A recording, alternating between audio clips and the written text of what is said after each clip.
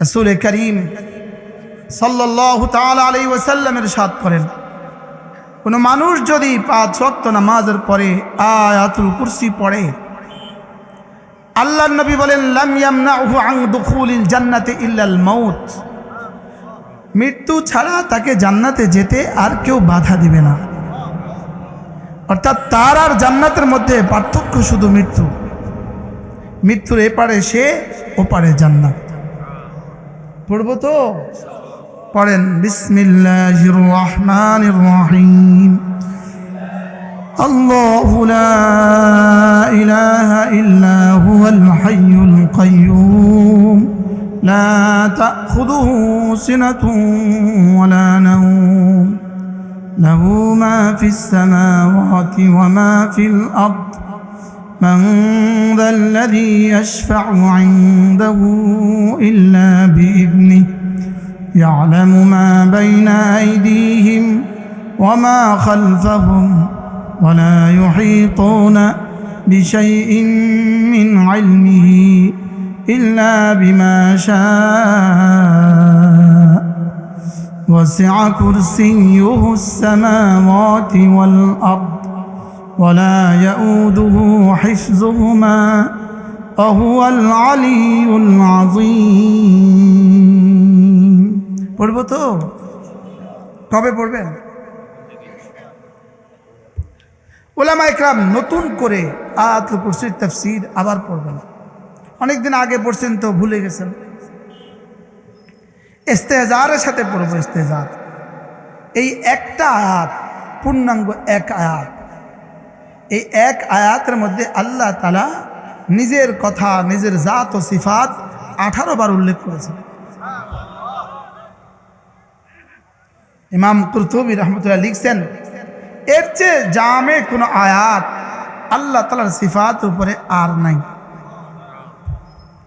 এজন্য রাসূল বলেন, হযরত মিকদাদ রাদিয়াল্লাহু তাআলা আনহুকে আল্লাহর নবী বললেন, মা আযামু আয়া মিনাল কুরআন, বলো তো কুরআনের কোন আয়াতটা সবচেয়ে বেশি দামি? হযরত মিকদাদ জবাবে বললেন, আয়াতুল কুরসি। রাসূল বললেন, হ্যাঁ মিকদাদ, তুমি সত্য বলেছ, আয়াতুল কুরসি আযামু আয়া মিনাল কুরআন। এটা কোরআনে কারীমের কি সবচেয়ে দামি আয়াত। পড়বো তো ইনশাআল্লাহ। আমাদের তো বিশ্বাস হয় না, আমাদের বিশ্বাসের দুনিয়া মরে গেছে। দেখেন, আল্লাহু লা ইলাহা ইল্লা হুয়াল হাইয়ুল কাইয়্যুম। আল্লাহ হলো মুবতাদা, শেষের আজিম পর্যন্ত হলো খবর। সুবহানাল্লাহ।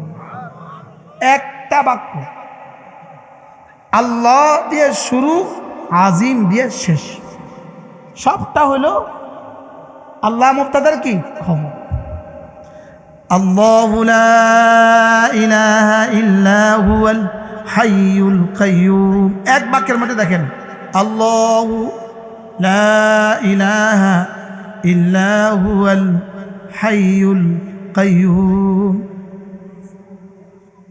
এক বাক্যের মধ্যে 5 বার। সুবহানাল্লাহ।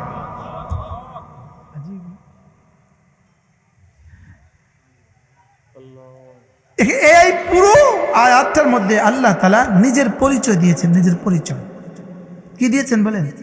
নিজের পরিচয়, নিজের পরিচয় দিয়েছেন। আমি কে জানো? আমি ছাড়া কোনো মাবুদ নাই। এটাই তার সবচেয়ে বড় পরিচয়। তিনি কেমন জানো? তিনি হাই। তিনি কেমন জানো? তিনি কাইয়্যুম। হাই মানে কি? হায়াতের মহাসাগর। হায়াতের কি? তুমি যাকে ভালোবাসছো তিনি কে জানো? তিনি হাই। তিনি কে? ফাতাওয়াক্কাল আলাল হাই আল্লাযী লা ইয়ামুত।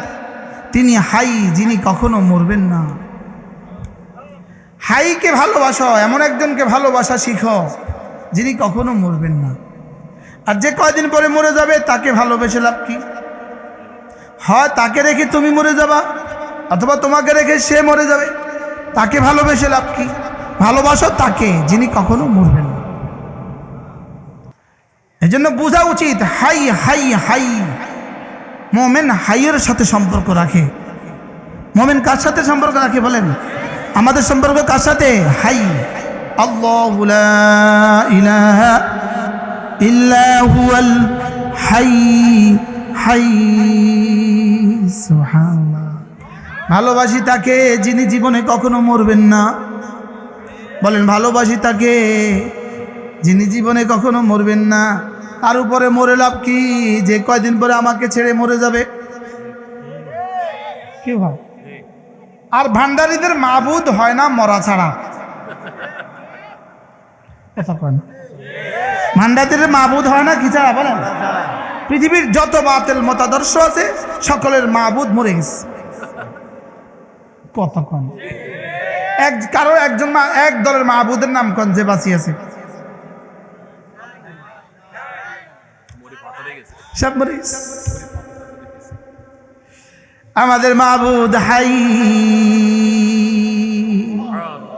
আল্লাযী লা ইয়ামুত।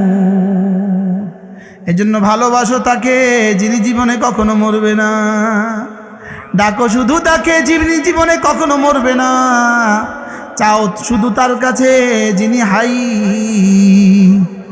এরপরে বলেন যিনি শুধু হাই না, আবার তিনি কাইয়ুম। হ্যাঁ, আল্লামা তাকি উসমানী দামাত বারাকাতুহু বলেন কাইয়ুম এমন এক শব্দ যেই শব্দের তরজমা পৃথিবীর কোনো ভাষা দিয়ে হবে না। সুবহানাল্লাহ। পৃথিবীর কোনো ভাষা দিয়ে এই শব্দগুলোর তরজমাই হয় না। শুধু বুঝের জন্য বলা কাইয়ুম মানে মান কামাতিস সামাওয়াতু বিইশারাতিহি। যার ইশারায়, হাতের ইশারায় সাত আসমান দাঁড়িয়ে আছে, যার ইশারায় সাত আসমান ভেসে আছে খুঁটি ছাড়া, যার ইশারায় সাত জমিন বিছিয়ে আছে, যার ইশারায় সূর্য উঠে, যার ইশারায় সূর্য ডুবে, তাকে বলে কাইয়ুম। তাহলে আপনি যদি কাইয়ুম বলার সময় ভাবতে থাকেন যার ইশারায় সব হয়, তো তিনি আমার পেটটাকে ভরতে পারবে না কেন? কি আমাদের ইয়াকিন আছে? কাইয়ুম বলেন কাইয়ুম মান কামাতিস সামাওয়াতু বিইশারাতিহি। যার ইশারায় সাত আসমান দাঁড়িয়ে আছে, সাত জমিন বিছিয়ে আছে। কার ইশারায়? কাইয়ুম বলেন কার ইশারায়? আমাদের মাবুদ কেমন? লা তাখুযুহু সিনাতুন ওয়ালা নাওম। আমাদের মাবুদ কেমন? যিনি জীবনে কখনো ঘুমান না, যাকে জীবনে কখনো তন্দ্রাও পায় না। আমার পীর মুর্শিদ হযরত নানুপুরী রহমতুল্লাহ বলতেন মালিক আল্লাহ তাআলা কেন ঘুমান না? তিনি বলতেন আল্লাহ তাআলা এজন্য ঘুমান না, বান্দা যখনই ডাকে তখনই তিনি জবাব দেন, ঘুমালে জবাব দিত কে? এজন্য ঘুমান না। এটা আমার হুজুরের নিজের কথা। হ্যাঁ, পৃথিবীর যত বাতিল মাবুদ আছে সব ঘুমায়, আমাদের মাবুদ ঘুমায় না। কি ভাই? আমাদের মাবুদ কি করে না? লা তাখুযুহু সিনাতুন ওয়ালা নাওম লাহু মা ফিস সামাওয়াতি ওয়া মা ফিল আরদ। আমাদের মালিক কেমন? সাত আসমানে যা সব যার, সাত জমিনে যা সব যার। আচ্ছা, এই মুহূর্তে যদি যেমন স্কয়ার কোম্পানির মালিক যদি এই মুহূর্তে এখানে আসে, আপনারা কি বলবেন? ওরে বাবা রে, এত বড় মানুষ, স্কয়ারের মালিক আসছে, বলবেন কি? বলবেন হ্যাঁ? স্কয়ারের মালিকের কি সারা বাংলাদেশটা তার? শুধু জমুনিটাই তার? মাথে না? হ্যাঁ, এই রাজা কিনা রাজাপুর এই গ্রামটাই তার। তার কিছু আছে আর কি, তার একটু বাড়তি কিছু আছে, এজন্য আপনি বেহুশ হয়ে গেছেন। অথচ আপনি আর আমি লাহু মা ফিস সামাওয়াতি ওয়া মা ফিল আরদ। সাত আসমান যার, সাত জমিন যার, সাত আসমানে যার সব যার, সাত জমিনে যার সব যার। আমি আর আপনি তার গোলাম। যে নিজের নিজে চিনে না, তারে চিনাবে কে? আমরা যারা আছি, আমরা কার, কোন মালিকের কর্মচারী? আমরা না মুখস্থ করেন। আমরা লাহু মা ফিস সামাওয়াতি ওয়া মা ফিল আরদের মালিক, আমরা লাহু মা ফিস সামাওয়াতি ওয়াল আরদের গোলাম। সুবহানাল্লাহ। আপনি কার ঘরের ইমাম? মুখস্থ করেন না। আসলে কি বিষয়টা, কি বিষয়টা কি? এই শুধু এটা পড়তে দিছে, হ্যাঁ হ্যাঁ, তাইলে পড়েন লাহু মা ফিস সামাওয়াতি ওয়া মা ফিল আরদ, পড়েন লাহু মা ফিস সামাওয়াতি ওয়া মা ফিল আরদ, সাত আসমানে যা সব যার, সাত জমিনে যা সব যার। কিন্তু এটা বিশ্বাস হয় নাই দেখেই তো আপনি আপনার বাচ্চাটাকে কোরআন শরীফ পড়ান না। যদি এটা বিশ্বাস হইতো তো কি আর না পড়ায় থাকতেন? আমি বলি আল্লাহর কসম, আল্লাহর কসম, কোরআনে কারীমের এক পৃষ্ঠার দাম আরশ আজিমের চেয়েও বেশি। কোরআনে কারীমের এক পৃষ্ঠার দাম জান্নাতুল ফেরদাউসের চেয়েও বেশি। আজীব, আজকে যখন আমি মাগরিব পড়ছিলাম ওই মসজিদে যিনি নামাজ পড়িয়েছেন, আমার ভাল লাগছে, নামাজটা ভাল লাগছে। তো আমার মনে মনে হঠাৎ একটা কথা আসছে নামাজের মধ্যে। আমি উফ, হাই রে, মানুষ একটা বাক্স বানায়, বাক্স, ওই যে স্বর্ণকাররা একটা বাক্স বানানো, গুদরেজ একটা কোম্পানি আছে পৃথিবীতে, তারা বক্স সাপ্লাই দেয়। তাদের বক্স এভাবে নির্মিত হয়, তাদের বক্সটা এভাবে নির্মিত হয়, তারা চাবি দেওয়া ছাড়া পৃথিবীর আর কেউ এই বক্স খুলতে পারবে না। সারা পৃথিবী মিলে এই বক্সটা খুলতে পারবে না। বুঝেন নাই কথা? তাদের কাছে কি আছে? এই ধারা সারা দুনিয়ার কেউ আর এই চাবি বানাইতে পারবে না। যদি আপনার চাবি হারিয়ে যায়, আপনি তাদেরকেই অর্ডার দিতে হবে, তারাই জার্মানি থেকে আপনার এই চাবি সাপ্লাই দেবে, আর কেউ এই চাবি সাপ্লাই দিতে পারবে না।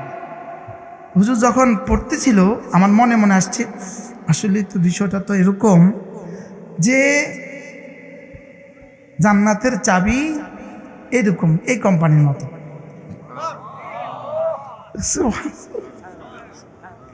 কেন না, এটা আর পৃথিবীর কেউ খুলতে পারবে না। সুবহানাল্লাহ। এরপরে আমার মনে হইল 1 লক্ষ টাকা দিয়ে একজন একটা বাক্স বানাইছে। এই বাক্সটা সে 1 লক্ষ টাকা দিয়ে বানাইছে, কিন্তু 50,000 টাকার জিনিস রাখার লেগে নয়। বুঝেন নাই কথা? কি বলছি বলেন? 1 লক্ষ টাকার বাক্স বানাইছে 50,000 টাকার জিনিস রাখার লেগে, 20,000 টাকার জিনিস রাখার লেগে, 10,000 টাকার জিনিস রাখার লেগে। যার কাছে 10,000 টাকার উপরে কোনো টাকা নাই সে এরকম বাক্স বানাইব? মাথা খারাপ হয়েছে। তাইলে বোঝা গেছে বাক্সটা যত দামি তার ভিতরে রাখা হয় তার থেকে কোটি কোটি গুণে বেশি দামি। তাই আমি মনে মনে কইতেছি জান্নাত একটা বাক্স, জান্নাত একটা ঘর, জান্নাত একটা ঘর। আসলে ঘরের কোনো দাম নাই, ঘরের ভিতরে যেটা আছে দাম হলো এটা। আরে সুবহানাল্লাহ। কি এখন বাক্স যদি হয় 1 লাখ, ভিতরেরটা কত কোটি। এবার জান্নাত যদি এত দামি, তো যেই কারণে জান্নাত সেই কারণ কত দামি। সুবহানাল্লাহ বলে না রে।